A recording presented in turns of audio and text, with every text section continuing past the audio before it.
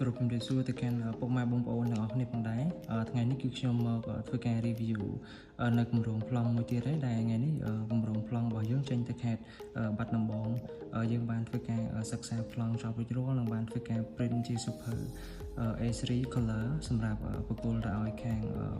បងជាងម៉ៅកែអញ្ចឹងថ្ងៃនេះខ្ញុំមកធ្វើការ review បន្តិចអញ្ចឹងសម្រាប់ប្រភេទផ្ទះ villa ផ្លោះនេះគឺមានលក្ខណៈស្រស់ស្អាតមែនតើសម្រាប់ផ្ទះនេះទំហំរបស់វាគឺ8ម៉ែត្រកន្លះគុណនឹង13ម៉ែត្រកន្លះអញ្ចឹងសម្រាប់ការងារប្លង់យើងបានសិក្សាចប់ 100% ទៅលើគម្រោងប្លង់ជាក់ស្ដែងអញ្ចឹងសម្រាប់សម្ព័ន្ធនៃការងារគឺក្រាស់មែនតើទៅលើការងារយើងសម្រាប់ការងារនេះគឺយើងលម្អិតទាំងការងារប្លង់ស្ថាបត្យកម្មមកចប់សម្រាប់ឲ្យគាត់យកធ្វើការសាងសង់ហ្មង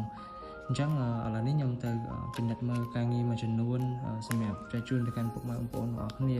ដែលមានគម្រោងចង់សិក្សាគម្រោងប្លង់អញ្ចឹងសម្រាប់នេះគឺជាផ្នែកមួយចំនួនផ្នែកខ្លះនៃការងារប្លង់របស់យើងដែលយើងលម្អិតទាំងការងារប្លង់គំនូសកាត់ទាំងប្លង់បាតប្លង់ជញ្ជាំងឥដ្ឋអីគឺមានមួយសេតទៅលើការងាររបស់យើងអញ្ចឹងពុកម៉ែបងប្អូនឬក៏បងជាងដែលគាត់យកទៅធ្វើការសិក្សាប្លង់ឬក៏សាងសង់គឺពុកម៉ែបងប្អូនគឺអត់ព្រួយបារម្ភនៅក្នុងការពិនិត្យមើលទៅលើការងារអស់នេះទេ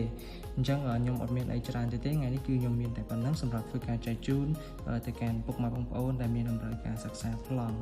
បាទខ្ញុំសូមអរគុណច្រើនពុកម៉ែបងប្អូនទាំងអស់គ្នា